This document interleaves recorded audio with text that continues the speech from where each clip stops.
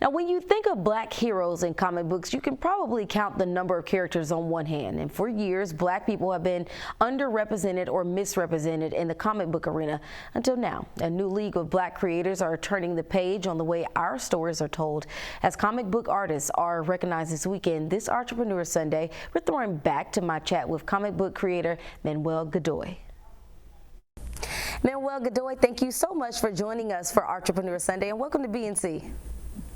Thank you. Thank you for having me. We are excited to have you with us. So, Manuel, some of your works actually include Kids to Kings and Sons of Nibiru. Your wife is a co-publisher who created Maury's Family Adventures. Tell us how you got started and how did Black Sands Entertainment come about? Yeah, well, at first I wanted to make video games a long time ago, and I was pursuing that for a minute. And eventually I realized I couldn't afford it, and that was back in 2016. So I killed that, changed the story up, and started making comic books. In 2017, I raised $20,000 for Kids to Kings in order to make that comic book series on Kickstarter, and we haven't looked back since. Now it's called Black Sands: The Seven Kingdoms. Yeah, and I mean, did you have a love for comics? What brought you to this point? I'm actually a really big manga and anime guy, so I was always into that stuff. Naruto, Yu Yu Hakusho, Dragon Ball when I was growing up. Way back in the days in the '90s.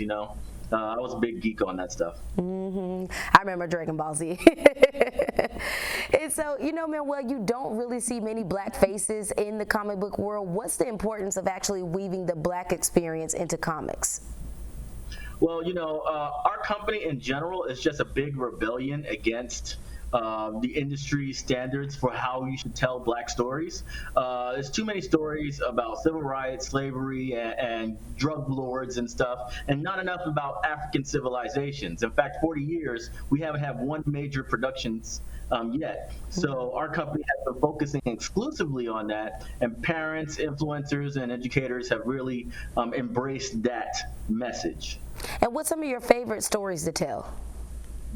Well, I talk about ancient Egyptian mythology, following the rise of Asar. I also have other publishers on our app who are doing East African, West African content, including Chayoma and Buze and the Newborn series. And we got a whole bunch of really amazing titles from all over the Pan America, you know what I mean? And it's just amazing. And so what were some of the challenges you faced getting your business off the ground? This is not something that typically, black folks go into business doing, but what type of challenges did you face? The challenge was knowing that I would never get an industry deal in the first place, no matter what I did. Black Sands already sold 100,000 copies, but it's all independent, direct to consumer, and publishers did turn me down because they couldn't think that they could sell the books. You know what I'm saying? And I knew that was going to happen from the jump. That's why I always, talked a certain way and tried to teach my community, right, that they had to take action. They couldn't wait for Netflix or something to make a deal for us. We had to make it ourselves. I love that. And what type of action did you have to take in order to make sure you still got to live out your dream? Oh man, I didn't get paid for like 3 years when I was doing this. I didn't receive a simple check. Look, the thing about it is, I was always preparing to be a big company one day. So when I was just regular making comic books just for myself, I still was not paying myself, reinvesting all the money into future productions and getting bigger and bigger and bigger. It only was last year when we actually started paying ourselves. Right, that's because my wife was like, "We need to see a return." So we finally started paying ourselves, but it's been an amazing experience. We raised $1 million last year through our fans in order to make the app BSP Comics, and yeah, it's just been incredible. Did I hear that you said you raised $1 million last year? Yeah, we raised $1 million last year. Currently, in the last 2 weeks, we raised $540,000 in order to expand the app. And we're still raising on that right now. So yeah, we have this extreme popularity offline. The media, I haven't had much media coverage, but it's starting to change now. Yeah, what a blessing. I mean, that's why my mouth dropped. I'm like, my God, so many people work so hard to get to the point, and obviously you were doing that, you and your wife, with it being 3 years without getting paid. So talk a little bit about the app that you launched, comics app, filled with action-packed adventures, told by some of the brightest storytellers in the black community. Tell us about some of the featured creators and their storylines.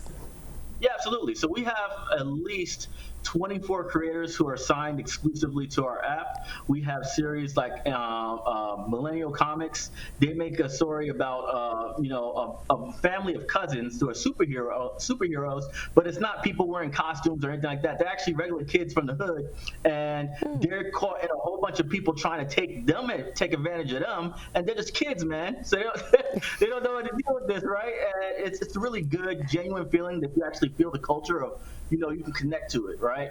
Then we have you have space operas like Macchiato, and obviously we got some other titles that are more historical like Inca, and other things like that. It's just an incredible thing. We have 500 chapters on our app, and it's very much like webtoons, right? Completely free, so anybody could download it on iOS, Android.